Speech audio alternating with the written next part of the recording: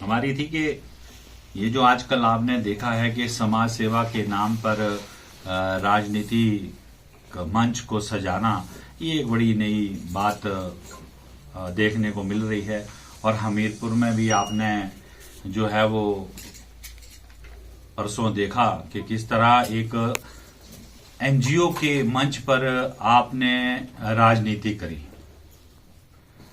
हम ये नहीं कहते कि राजनीति आप ना करो, आप नेता लोग हैं, आप राजनीति करो, लेकिन आप जिस पार्टी से संबंधित हैं पहले तो आप उस पार्टी के मंच से अगर आपने राजनीति करनी है तो करिए। आप पहले तो महिलाओं के सम्मान पर नाम पर महिलाओं को बरगलाकर उनको आप इकट्ठा कर रहे हैं, और कितना कर आप महिलाओं का सम्मान करते हैं वो भी पूरी जनता जानती है। आधे आपके विधायक जो हैं वो इधर उधर छुप रहे हैं, जमानत ढूंढ रहे हैं महिलाओं के सम्मान पे। तो हमें ये लगता है कि ये तो एक समाज सेवा की तौहीन कर दी। हम भी समाज सेवा करते हैं, हम भी बहुत सी एनजीओ से जुड़े हैं और बहुत से एनजीओ में जाते हैं, लेकिन हमने कभी वहां पे कोई राजनीतिक बात जो है आज तक नहीं करी। तो नेताओं को ये समझना पड़ेगा कि राजनीति करनी है तो आप राजनीतिक मंच पर करिए, और आप जो भोले भाले लोग हैं, जो जनता है, उनको मत वर्गलाइए कि महिला सम्मान होगा, आपने वहां आना है। मैं किसी महिला को वहां बुलाया नहीं, किसी महिला के बारे में वहां ना कोई रिपोर्ट पड़ी गई कि उनको भाई इस अच्छे काम के लिए सम्मानित कर रहे हैं। लेकिन राजनीति आपने खूब करी। और बुलाया किसको? जयराम ठाकुर को, पूर्व मुख्यमंत्री हिमाचल प्रदेश। बड़ी अच्छी बात है, बुलाना चाहिए और सत्कार करना चाहिए।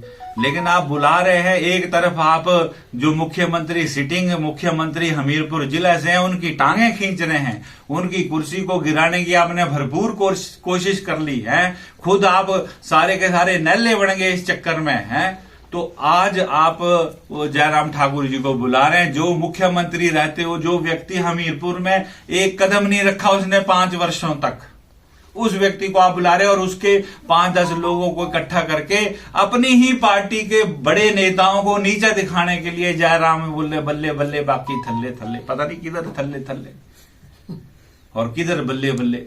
जो व्यक्ति हमीरपुर के लिए अपने मुख्यमंत्री के काल में 1 रुपया ना दे सका, उसकी किस तरह की बल्ले बल्ले कर सकते? कोई हमीरपुरी कर सकता है? मुझे नहीं लगता, मैं तो नहीं कर सकता। लेकिन हमीरपुर के सीएम के ऊपर आप कटाक्ष कर रहे हैं, इतने जोर शोर से आप वहां पे उनको भला बुरा कह रहे हैं, वो भी आप एक संस्था के नाम पे, एक एनजीओ के नाम पे। हम ये नहीं कहते कि नेता लोग राजनीतिक बात नहीं करते, क्योंकि नेता जाएगा राजनीति की बात होती है, लेकिन नेता वो होता है जो एक मॉरल सेट करता है, राजनीति में रहते हुए एक मॉरल सेट करता है कि समाज सेवा क्या है और राजनीति क्या है। तो अब तो हमें भी खुद को कोई समाज सेवी हमें भी कहेगा तो हमें लगेगा कोई गाली दे रहा है। अब तो इन्होंने ये हालत जो है वो संस्थाओं और एनजीओ के नाम पर जो है राजनीति की कर दी है।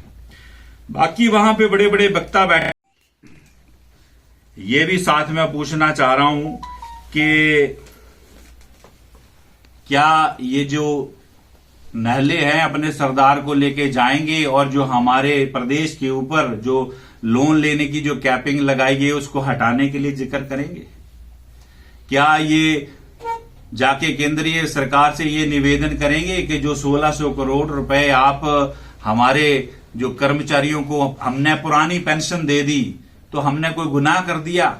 पुरानी पेंशन दे दी, उसकी वजह से 1600 करोड़ रुपए प्रति वर्ष हमारे को काट दिए गए।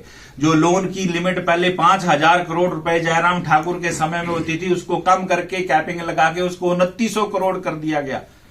क्या कभी वो इसके बारे में भी जिक्र करेंगे? इसको खुलाएं। जो जीएसटी का हमारा करोड़ों हजारों करोड़ रुपया हमारा जो है केंद्र सरकार के पास फंसा हुआ है, उसको वो हमें दिला दे। हम कल ही 1500 रुपए जो महिलाओं के लिए वो बात कर रहे थे, वो 1500 रुपए हम मुख्यमंत्री जी से चालू करवाएंगे। पहले वो जीएसटी के जो हमारा हजारों करोड़ रुपया दबा के बैठे हैं वो हमें वापस दिलाएं।